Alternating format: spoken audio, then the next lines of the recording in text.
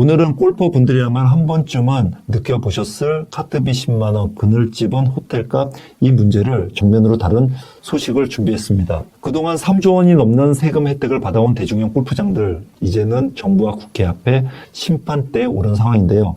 도대체 무슨 일이 벌어지고 있는지, 골퍼 입장에서 어떤 변화가 생길지 함께 하나씩 짚어보겠습니다. 대중형 골프장 하면 어떤 이미지가 떠오르시나요?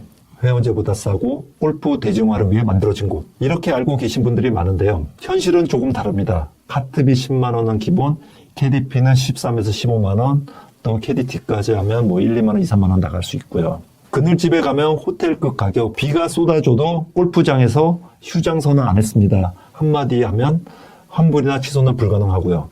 두세 명이 가면 4인 요금 기준으로 그린피를 내야 하는 구조. 골퍼들이 수십 년 동안 불만을 쌓아온 이 네 가지 관행, 이제 드디어 정부와 국회가 직접 손을 대기 시작했습니다. 현재 우리나라 골프장은 총 525곳으로 이 중에 355곳이 대중형 골프장입니다. 이미 시장의 중심이 대중형인 상황이죠. 문제는 약속을 안 지켰다는 겁니다. 한국소비자원 조사에 따르면 355곳 중에 111곳이, 그러니까 3곳 중에 한 곳이 표준 약관 핵심 조항을 안 지켰다는 결과가 나왔습니다. 예약 취소를 했는데 위약금을 내야 하고요. 우천 취소 및 이용 중단에 환급이 없다는 거죠. 이렇게 가장 민감한 부분이 어긋나 있었다는 겁니다. 그런데 같은 기간 대중형 골프장들이 받은 세제 혜택 규모는 3조 원 이상으로 추산이 됩니다. 그래서 정부와 국회가 이렇게 말하고 있는 겁니다. 대중형 혜택을 받으려면 진짜 대중형처럼 운영을 해라. 안 지키면 대중형 간판부터 떼겠다. 골프장 4대 갑질, 이렇게 바뀐다고 합니다. 이제 골퍼들이 가장 관심이 있는 부분이죠. 실제로 뭐가 바뀌는지 하나씩 보겠습니다. 정부와 국회가 집중하는 건 첫 번째, 지금 대부분 골프장 예약창을 보면 카트 캐리 5미 기본값입니다. 팀당 기본으로 카트비 10만원, KDP 13에서 15만원. 이게 사실상 강제 패키지죠. 앞으로는 카트 캐디를 선택제로 전환하라는 게 정부의 방향입니다. 이게 실제로 적용되면 요금 체계 자체를 다시 손봐야 하는 상황이 올 수도 있습니다. 두 번째는 그늘집입니다. 그늘집 외부 음식 반입 금지를 했는데 완화되는 분위기입니다. 4-5시간 라운딩 도는 동안 물이나 간단한 간식을 들고 가고 싶어도 외부 음식 반입 금지에 막힌 경험이 많으시죠. 그러고는 그늘집에서 컵라면, 음료, 간단한 안주를 호텔급 가격으로 받는 구조입니다. 공정위는 이미 영화관, 장례식장 등의 외부 음식 금지 관행을 시정한 바 있습니다.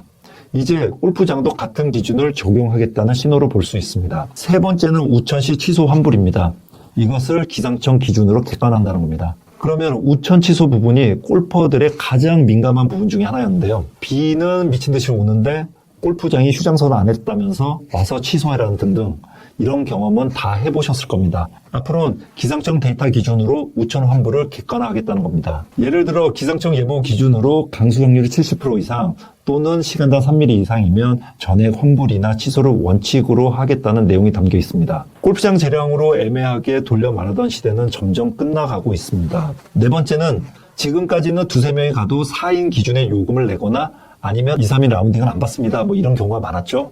그런데 이번 개정안에서는 비회원 예약의 팀 인원 강제 금지를 아예 못을 박았습니다. 골퍼 입장에선 인원수에 맞는 합리적인 요금이 이제야 제도적으로 논의가 되고 있는 셈입니다. 앞으로는 대중형 골프장을 지정하고 박탈할 수 있는 권한이 문화체육관광부에서 시도지사에게로 내려갑니다.